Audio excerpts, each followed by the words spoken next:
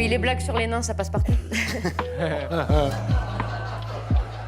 Dans cette vidéo, Elodie Pou s'amuse de la contradiction entre le politiquement correct et les blagues sur les nains qui passent partout. Bon visionnage et pensez à vous abonner.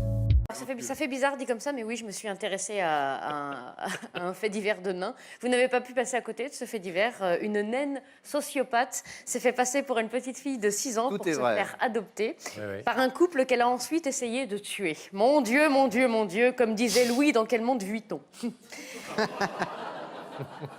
Alors évidemment, ça se passe aux États-Unis, normal. Et ça a fait couler beaucoup d'encre, un peu comme une imprimante. Oui, les blagues sur les nains, ça passe partout.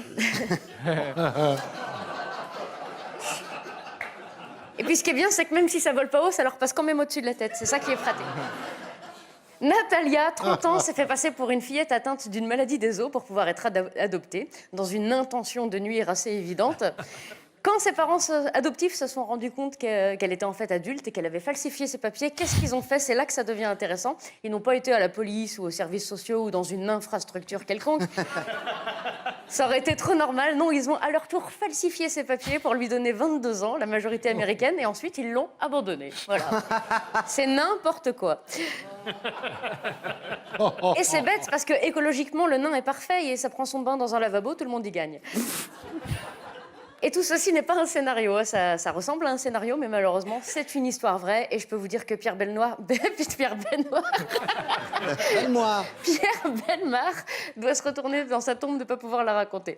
Une naine sociopathe. C'est étrange parce que partout dans la presse, c'est écrit une naine ceci, la naine cela, alors qu'on nous prend la tête à longueur de temps avec le politiquement correct, mais là, c'est la récré. La naine, la naine. Bah, non, on s'en fout pas. Normalement, on doit dire une personne de petite taille, ou une personne atteinte de nanisme, ou une personne à verticalité contrariée, une personne en situation d'échec de croissance, non grand, migrant. Si vous aussi, vous avez des idées novatrices quant à la dénomination des personnes de petite taille, envoyez vos propositions au 3615, code Mimi.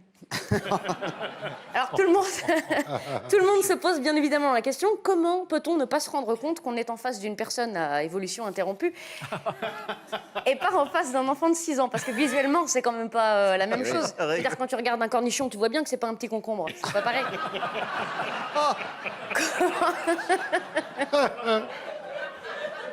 C'est vrai? C'est plus dodu, il y a un truc... Enfin bref.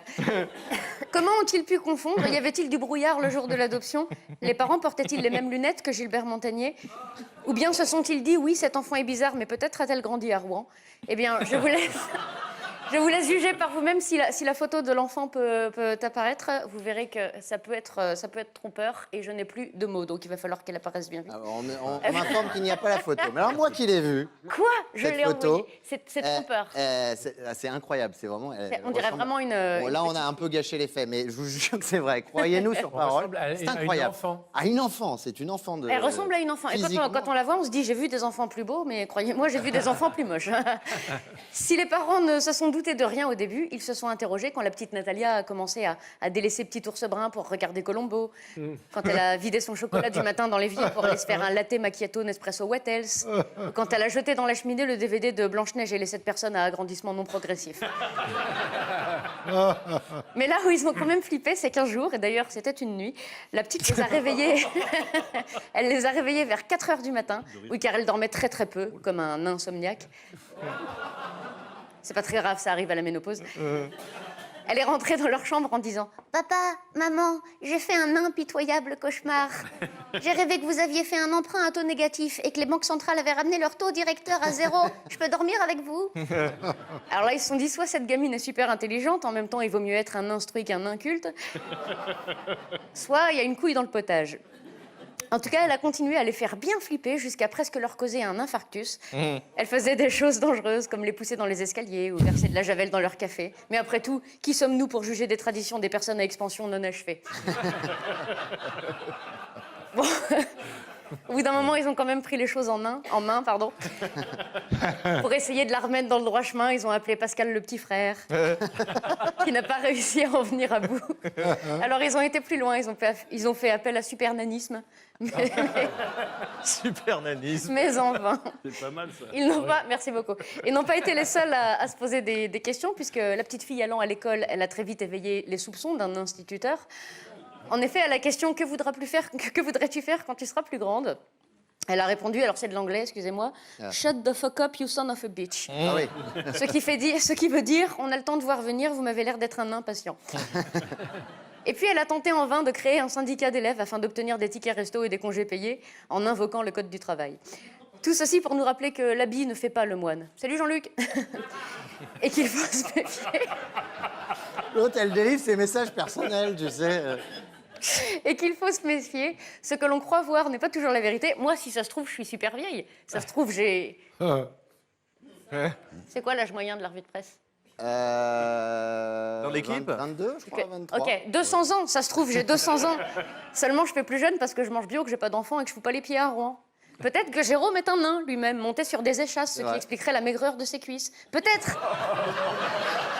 Ah bah, vous voyez pas là derrière, mais c'est le... Une cigogne. Quelque chose. Ça, c'est super. C'est très musclé. Je vous le dis. Peut-être Stéphane Rose est-il finalement Rosenberg. Peut-être que, sous cet aspect cynique, dans la vie de tous les jours, il dit des mots comme LOL ou ASAP, qu'il pratique l'afterwork en rooftop et qu'il porte des chaussures Balenciaga à 600 €, on sait pas. Bref, méfiez-vous, restez sur vos gardes et n'oubliez pas, la vie est une imposture. Oh. Laisse parler Bernadette Élodie a un hommage, je crois, à rendre. Allez-y, Élodie. Veuillez cesser, je suis en deuil. Car c'est un triste jour, mes amis, Karl Lagerfeld est mort. C'est vrai. Le 19 février, à l'âge de... On ne sait pas quel âge il avait. Non. Parce qu'en fait, il avait dit son âge qu'à une seule personne, mais c'est Dupont de Ligonnès, donc on ne saura jamais quel âge il avait. Je vais enlever ça. Le directeur artistique de Chanel, qui déclarait volontiers que les féministes étaient toutes laides et que seules les grosses femmes mangeant des chips affalées dans leur canapé trouvaient les mannequins trop minces, nous a quittés. Et oui. Celui qu'on surnommait le Kaiser, né avec des lunettes noires sur le nez comme Maître Gims, des costumes impeccables comme James Bond et une queue de cheval comme mon mari, s'en est allé.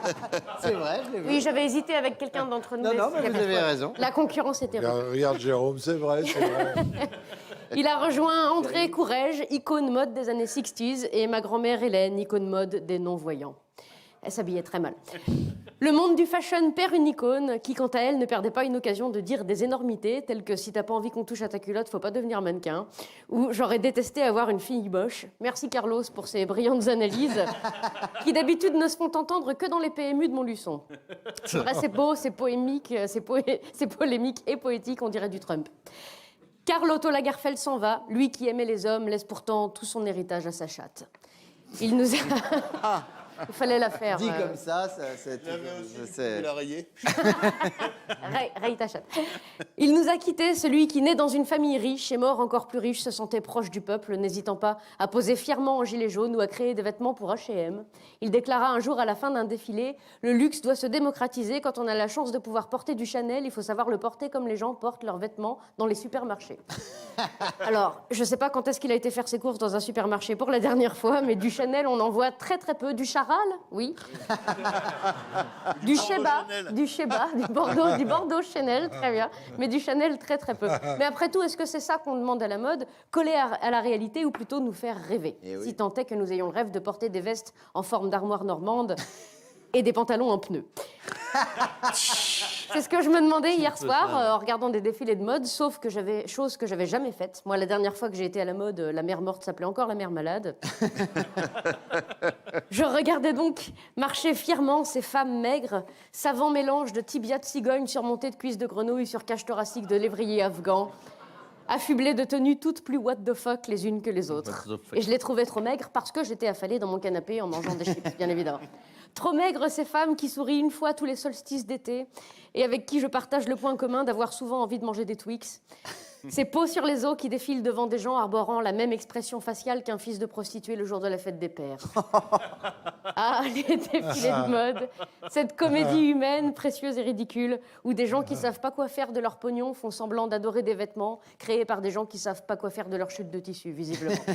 Qu'est-ce qu'on s'y ennuie. Alors qu'au Lidl, en bas de ma rue, on peut observer des tenues tout aussi révolutionnaires, portées par des vrais gens avec des vrais corps. Ces chaussettes claquettes, ces pantacours qui se marient si bien avec la nuque longue, ces jogging Adidas à 4 bandes et aux couleurs chatoyantes, ces looks structurés et déstructurés, leggings léopard sur t-shirt zèbre, hommage aux espèces menacées, ces vestes à carreaux sur chemise à rayures, oh là là, hommage à Canal+ sans abonnement, ces Marcel sous la chemise, ces chaussettes de sport sur mocassins à glands, ces Crocs.